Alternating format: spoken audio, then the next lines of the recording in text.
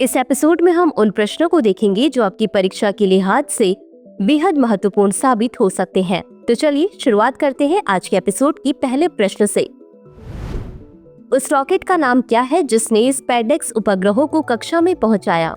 ए. GSLV Mk3, B. PSLV C60, C. PSLV XL, D. GSLV Mk2। इस प्रश्न का सही उत्तर है विकल्प बी, PSLV C60। चलिए देखते हैं इसके विश्लेषण को।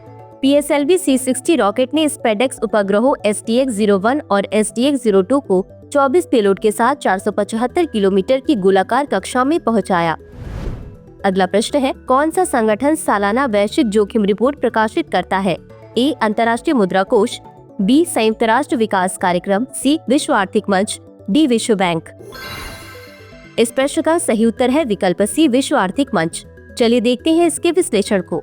वैश्विक जोखिम रिपोर्ट सालाना विश्व आर्थिक मंच द्वारा प्रकाशित की जाती है। 2025 संस्करण दुनिया भर में बढ़ती भू राजनीतिक, पर्यावरणीय और सामाजिक चुनौतियों पर प्रकाश डालता है। अगला प्रश्न है, संयुक्त प्रांत का नाम बदलकर उत्तर प्रदेश कब किया गया? ए. 24 जनवरी 1947, बी. 24 जनवरी 1950, सी. 24 मई 1950, डी. 24 जनवरी 2017। इस प्रश्न का सही उत्तर है विकल्प बी, 24 जनवरी 1950। चलिए देखते हैं इसके विश्लेषण को। 24 जनवरी 1950 को संयुक्त प्रांत का नाम बदलकर उत्तर प्रदेश कर दिया गया और इस दिन को अब उत्तर प्रदेश स्थापना दिवस के रूप में मनाया जाता है।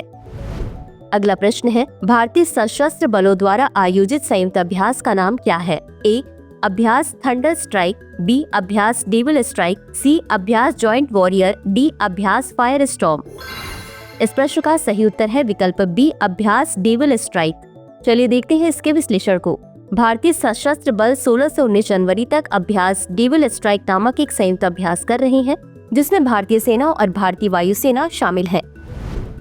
अगला प्रश्न है, DPIIT मान्यता प्राप्त स्टार्टअप द्वारा रोजगार सृजन के मामले में कौन सा उद्योग सबसे आगे है? ए. हेल्थ केयर और लाइफ साइंसेज, बी. IT सेवाएं, सी. पेशेवर और वाणिज्यिक सेवाएं, डी. विनिर्माण।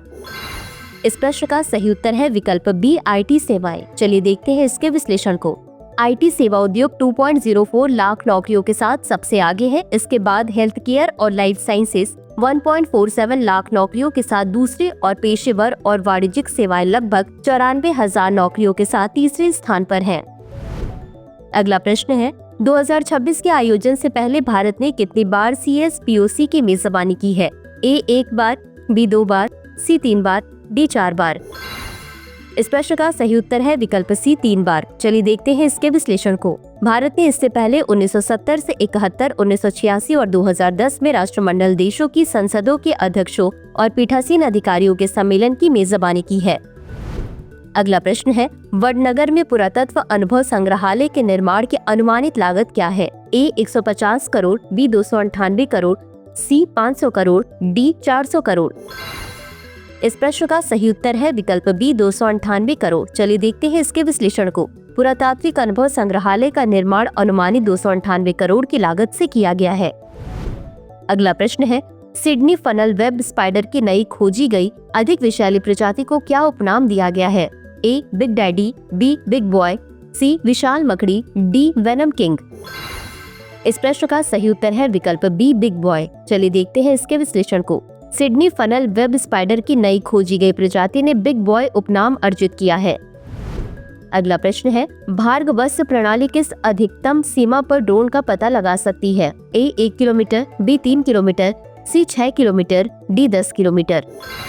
इस प्रश्न का सही उत्तर है विकल्प सी, 6 किलोमीटर। चलिए देखते हैं इसके विश्लेषण को। भार्गवस्त्र प्रणाली 6 किलोमीटर से अधिक दूरी पर छोटे हवाई वाहनों का पता लगाने में सक्षम है। अगला प्रश्न है, पुनर्गठित परमाणु ऊर्जा आयोग के वर्तमान अध्यक्ष कौन है? A. TV Somanathan, B. Manoj Govil, C. Ajit Kumar Mohanty, D. Ajit Doval. इस प्रश्न का सही उत्तर है विकल्प सी, अजित कुमार मोहंती। चलिए देखते हैं इसके विश्लेषण को। परमाणु ऊर्जा विभाग के सचिव अजित कुमार मोहंती को पुनर्गठित परमाणु ऊर्जा आयोग का अध्यक्ष नियुक्त किया गया है। तो चलिए अंत में देखते हैं आज के अभ्यास प्रश्न को। सिमलीपाल में शिकारियों द्वारा कथित तौर पर शिकार की गई बाघ की दुर्लभ प्रजाति क्या थी? ए. साइबेरियन बाघ, बी. रॉयल बंगाल टाइगर, सी. मेलेनिस्टिक बाघ, डी. सफेद बाघ। इस प्रश्न का उत्तर कमेंट बॉक्स में जरूर दें। आज के लिए बस इतना ही। धन्यवाद।